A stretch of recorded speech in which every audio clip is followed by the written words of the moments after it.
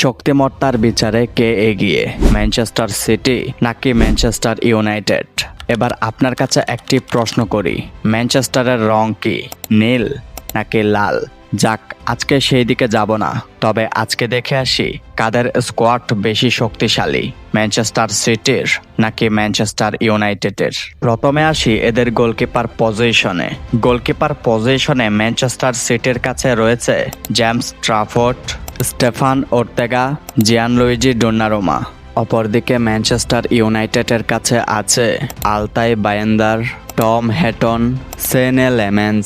এই দুই দলের গোলকিপার পজিশন থেকে ম্যানচেস্টার সিটির গোলকিপাররাই এগিয়ে থাকবেন।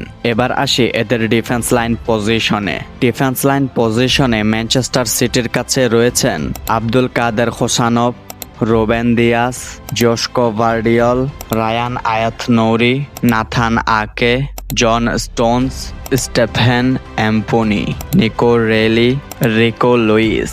এবার আসি ম্যানচেস্টার ইউনাইটেডের ডিফেন্স লাইন পজিশনে।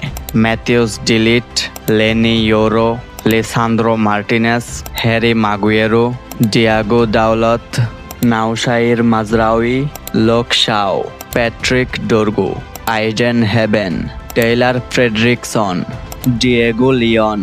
এই দুই দলের ডিফেন্স লাইন পজিশন থেকে ম্যানচেস্টার সিটির ডিফেন্ডাররা যোজন এগিয়ে থাকবে। এবার আসি এদের মিডফিল্ড লাইন আপে।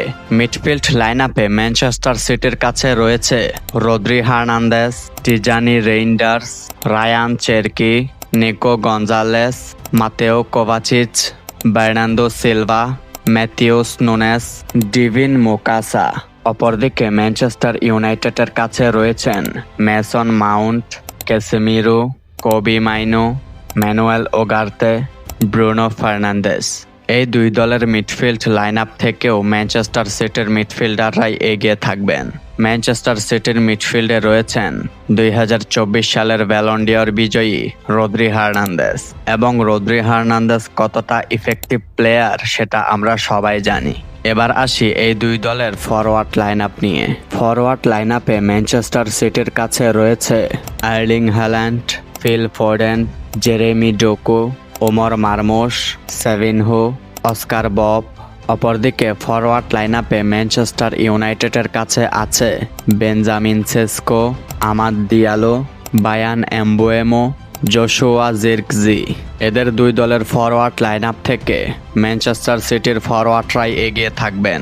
ম্যানচেস্টার সিটির ফরওয়ার্ড লাইন আপে রয়েছে আর্লিং হ্যাল্যান্ড, তবে তারপরেও ম্যানচেস্টার ইউনাইটেডের সময় ভালো যাচ্ছে না। ম্যানচেস্টার ইউনাইটেডের স্কোয়াডে একেবারেই যে খারাপ প্লেয়ার রয়েছে তা কিন্তু নয়। বর্তমানে তাদের ক্লাবের ইতিহাসে সবচেয়ে খারাপ সময়টা পার করছে। গতকাল রাতে ম্যানচেস্টার ইউনাইটেড তাদের বর্তমান কোচ রুবেন আমোরিমকে স্যাক করেছে। এবার হয়তো ম্যানচেস্টার ইউনাইটেডে নতুন কোনো কোচ আসবে। নতুন কোচে নতুন ট্যাকটিক্স দিয়ে ম্যানচেস্টার ইউনাইটেডকে গুছিয়ে দেবার চেষ্টা করবে। তবে এবার দেখার বিষয় নতুন কেউ এসে ম্যানচেস্টার ইউনাইটেডকে কতটা গুছিয়ে দিতে পারেন।